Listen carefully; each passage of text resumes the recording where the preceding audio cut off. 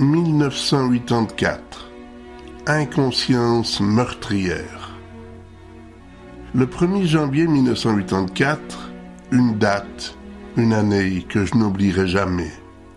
Si pour moi 1984 allait représenter une étape de ma vie qui s'achevait et un autre genre de vie qui commençait, il allait en être tout autrement pour la famille Levert. La sécurité et des cultures du centre de jardin André Fleur était assurée 24 heures sur 24 par Raymond Levert. En effet, si le système de chauffage ou d'aération automatique du centre venait à être défaillant en plein milieu de la nuit, l'ordinateur transformait l'information du système d'alarme chez notre chef de culture et le réveillait sur le champ. Il devait alors quitter son domicile, situé dans le village voisin, le plus rapidement possible, et se rendre à l'établissement pour résoudre le problème. En compensation, Raymond ne travaillait jamais les jours de congé et les jours fériés. Mais il faisait tout de même une exception à cette règle, et c'était le 1er janvier, par égard pour ses employés qui venaient de fêter la venue de la nouvelle année et qui, de ce fait, ressentaient une grande fatigue. Avec cet acte de courtoisie et de générosité envers son personnel, il nous assurait à tous la même chance de bénéficier de cette journée de fête et de réjouissance au sein de nos familles. Mais ce 1er janvier 1984, un événement dramatique devait changer les choses. Alors que le jour venait à peine de se lever, le téléphone de notre chambre à coucher nous réveilla soudainement. Il était placé à côté de Joanne, et ce fut elle qui répondit à l'appel. Se tournant alors vers moi, elle me tendit l'appareil en me disant « C'est ton chef, il veut te parler. » Comme ma conscience professionnelle était pour moi irréprochable, je ne crus pas une seule seconde ce que me disait Joanne, et lui répondit avec un petit sourire « Oh, c'est pas vrai, je te crois pas. Allez, c'est qui? »« Je te dis, c'est ton chef, il veut te parler. » Je compris alors qu'il ne s'agissait pas d'une plaisanterie et que quelque chose d'important s'était passé pour que M. Levert me réveille. Je pris donc le téléphone pour lui répondre. « Allô? Oui, M. Burdet, c'est Raymond Levert. J'ai perdu ma fille. Je voudrais vous demander si vous pouvez me remplacer pour le service à l'établissement aujourd'hui. »« Oui, il n'y a pas de problème. Mais votre fille, vous voyez pas où elle aurait pu aller? Elle a eu un accident. Elle est aux chuves. » Je ne pouvais pas comprendre ou ne voulais pas comprendre. Il me disait avoir perdu sa fille, sachant pourtant qu'elle se trouvait à l'hôpital. Je compris alors la signification tragique du mot perdu. Jeune adolescente de 14 ans, j'imaginais une éventuelle folie de jeunesse avec des amis. Comment est-ce arrivé? Elle avait fait une sortie avec des amis? Elle a eu 14 ans le 24 décembre. Alors, à la veille de Noël, je lui ai offert un vélomoteur. Il y avait tellement longtemps qu'elle me le demandait. Le 31 décembre, dans l'après-midi, elle a pris des chemins de campagne pour réaliser ses rêves. Je lui avais bien dit de ne pas prendre les routes jusqu'à ce qu'elle soit sûre et à l'aise avec sa conduite. Mais depuis l'établissement, elle a pris la route de Morin. À l'entrée du village, une auto conduite par 2 jeunes l'a frappée de face.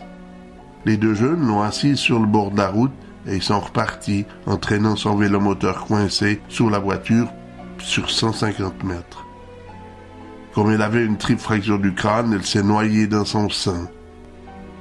Si au moins il l'avait couchée sur le côté ou téléphoné, mais rien. À sa façon de me parler, je comprenais qu'il éprouvait un choc émotionnel d'une intensité incommensurable. Le simple fait qu'il ait eu la présence d'esprit de penser à sa responsabilité professionnelle en de tels moments me forçait à l'admirer. Ce 1er janvier, j'allais pleurer comme si j'avais perdu ma propre fille. C'était son seul enfant.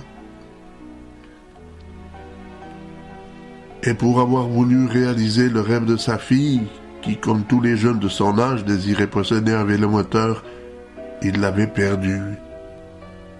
Alors que je compose ces lignes 17 ans plus tard, j'en ai encore la gorge serrée et les yeux remplis de larmes.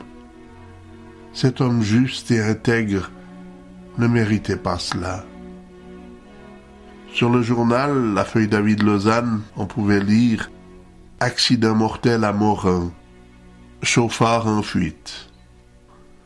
Un accident mortel s'est produit hier vers 17h sur la route d'Échallens-Cugy, sur la commune de Morin. La jeune Carole Levert, 14 ans, domiciliée à Étanières, circulait à cyclomoteur en direction d'Échallens. Elle a été happée par un véhicule inconnu qui circulait en sens inverse. L'adolescente a été coincée sous le véhicule occupé par 2 personnes. Après avoir dégagé la blessée, ceux-ci ont poursuivi leur route en direction de Cugy, traînant le cyclomoteur sur 200 mètres. Grièvement atteinte, la jeune Carole a été transportée au CHUV par hélicoptère de la Réga. Elle est décédée peu après son arrivée dans cet établissement. Dans l'intérêt de l'enquête, la police cantonale prie instamment toute personne pouvant fournir des renseignements sur cet accident de s'annoncer au poste de police de la Blécherette à Lausanne. Le lendemain matin, lorsque j'arrivai à l'établissement, je dus informer tout le personnel concernant cette tragédie. Alors même que je leur parlais, le téléphone sonna. Aline, l'apprentie, que je prenais en charge tous les matins pour nous rendre au travail, répondit. « Éric, c'est pour toi, c'est Monsieur Levert. »« Tiens, pourquoi il veut me parler à moi en particulier ?» L'air songeur, je pris le téléphone que me tendait Aline. « Bonjour, Monsieur Burdet, c'est vous qui êtes le plus âgé dans l'équipe. Pendant quelques jours, je ne viendrai pas travailler. Alors, les jours à venir, je vais vous dire quoi faire et vous donnerai des directives aux autres. J'ai besoin de quelques jours après ce qui vient d'arriver. » En me disant ces mots, je découvrais un homme complètement détruit. Les sanglots de sa voix traduisaient sa peine. L'homme robuste, très dur sur lui-même, que nous connaissions, semblait totalement abattu. La semaine suivante, alors qu'il avait repris le travail, sa douleur avait fait place à la rage et à la colère. Certes, il avait accepté la mort de sa fille, mais en revanche, ni le pardon ni l'indulgence n'étaient dans ses paroles lorsqu'il parlait de ses inconscients meurtriers. Alors que je travaillais seul dans l'un des tunnels, au fil d'une conversation, il me dit « Lorsque la police est arrivée chez celui qui conduisait la voiture, il était en train de manger. Quand sa mère lui a dit « C'est la police », il lui a répondu « Qu'ils viennent plus tard, nos lasagnes vont être froides. » Je vous le dis, la justice a intérêt à bien s'en occuper de ces crapules, parce qu'autrement c'est moi qui vais m'en occuper. Après ça, vous pourrez venir m'apporter des oranges. Cette même phrase, formulée par une personne indirectement concernée, ne m'aurait pas impressionné. Mais venant d'un homme tel que lui, je comprenais qu'il ne s'agissait nullement de paroles en l'air, mais d'une menace bien réelle pour la vie de ses responsables du décès de son enfant. Les responsables de cette tragédie furent condamnés à être détenus dans une maison de rééducation pour jeunes délinquants. Le père, meurtri, n'eut finalement pas à faire justice lui-même. Durant les 3 mois qui suivirent, l'enthousiasme, tant professionnel que personnel, allait être absent chez Raymond Levert. Cette tragédie allait également marquer tous les employés du centre de jardin. Et nous ne l'oublierons jamais.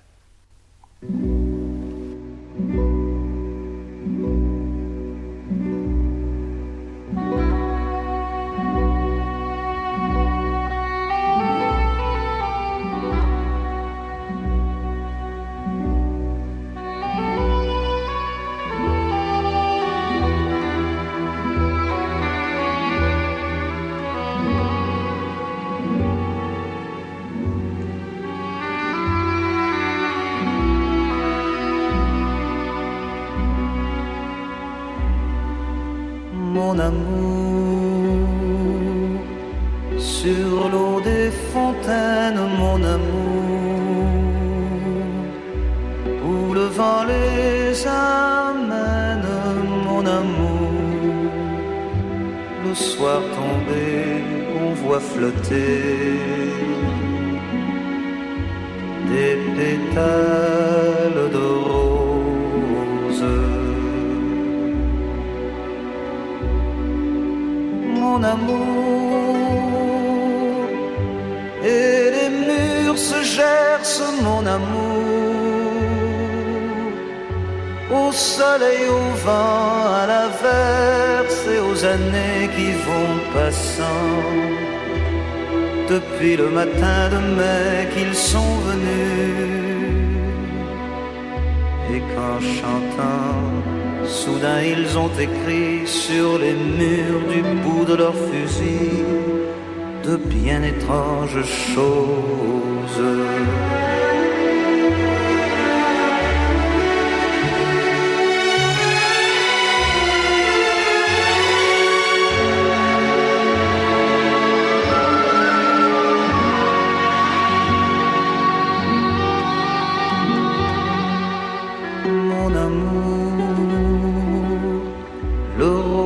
Suis les traces, mon amour, sur le mur et enlace, mon amour, leur nom gravé et chaque été d'un beau rouge sont les roses. Mon amour, sèche les fontaines, mon amour, au soleil, au vent de la plaine et aux années qui vont passant. Depuis le matin de mai qu'ils sont venus, la fleur au cœur, les pieds nus, le pas lent et les yeux éclairés d'un étrange sourire.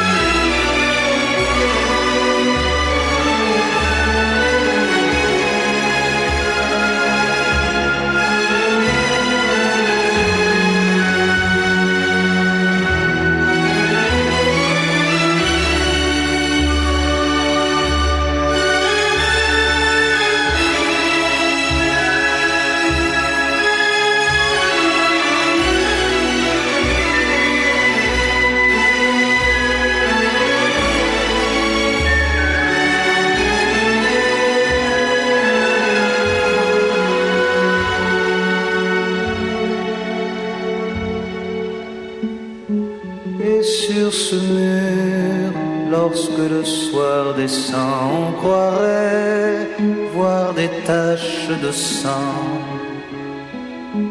Ce ne sont que des roses.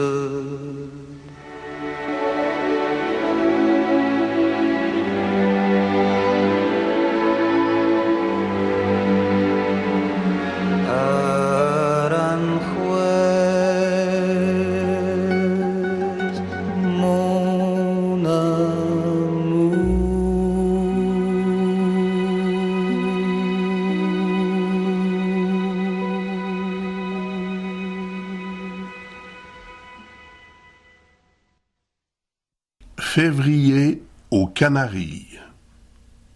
Avec nos deux emplois respectifs, Joanne et moi pouvions nous permettre sans difficulté de nous offrir des vacances, et cela 2 fois par année. Mon salaire mensuel en 1984 s'élevait à 3150 francs, alors que celui de Joanne, lui, était de 2500 francs. Même si on se devait de retirer de ces sommes mensuelles un certain pourcentage pour vivre, et 7500 francs pour nos impôts, il nous restait tout de même un montant intéressant pour nous offrir de belles vacances.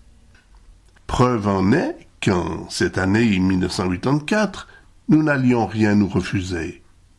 comme nous n'étions pas sportifs au vrai sens du terme, et que même pour moi les sports d'hiver n'étaient plus que des souvenirs du passé, nous décidâmes d'aller passer nos premières vacances de l'année à Playa del Ingles, sur l'île de Grande Canarie. Pour nous sentir plus à l'aise et ne pas avoir à respecter les heures de repas données dans un hôtel, nous décidâmes de louer un appartement proche du Saint-Nicolas, où j'avais passé mes premières vacances en solitaire. Au sujet de nos repas, la majorité d'entre eux furent pris au buffet self-service de Las Arenas. La grande diversité des choix innombrables que nous offrait ce buffet pour la modique somme de 900 pesetas, l'équivalent de 8 francs suisses, ne valait vraiment pas la peine de faire des achats et nous mettre à cuisiner. Si Joanne avait quitté le Canada pour venir s'établir sur un autre continent, c'était en partie parce qu'elle avait le goût de l'aventure. Sur ce point, nous étions faits pour nous entendre. Aussi, de passer de l'appartement à la plage et de la plage au restaurant n'était pas pour nous satisfaire. Pour cette raison, nous allions voyager au maximum durant ces vacances. Notre première excursion fut le tour de l'île par autocar. Par expérience personnelle, je savais que les organisateurs de ce tour guidé étaient compétents et en connaissaient fort bien les atouts touristiques. Nous commençâmes par visiter une école de broderie dans un petit village retiré au cœur des montagnes. Il était surprenant de constater la différence d'âge entre les professeurs et les élèves. Si je préfère mettre le mot « professeur » entre guillemets, c'est uniquement parce que des dames de 65 ans et plus qui enseignaient leur art ressemblaient davantage à des grands-mamans en habit de travail qu'à des professeurs. Quant aux élèves, elles, j'avais nettement l'impression que c'était uniquement des écolières qui passaient leurs vacances à apprendre à travailler de leurs mains pour subvenir aux besoins de leur famille.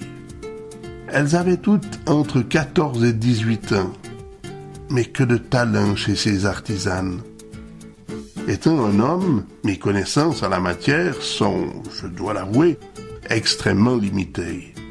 Mais il me semble pourtant avoir déjà entendu parler par le passé des œuvres de broderie des Canaries. J'ignore si ce sont leurs conditions de vie, que je définirais comme faisant partie des plus modestes au monde, qui leur donnaient ces talents, mais de leurs mains à droite, elles faisaient naître de véritables chefs-d'œuvre.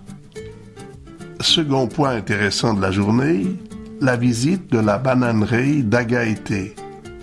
La particularité de la banane des Canaries par rapport à celle d'Afrique ou du Moyen-Orient sont la grosseur, environ 50% plus petite, ainsi que leur goût sucré. Si sa taille nettement inférieure n'est certes pas un atout, son goût sucré, en revanche, en fait pour ma part de loin la meilleure de toutes.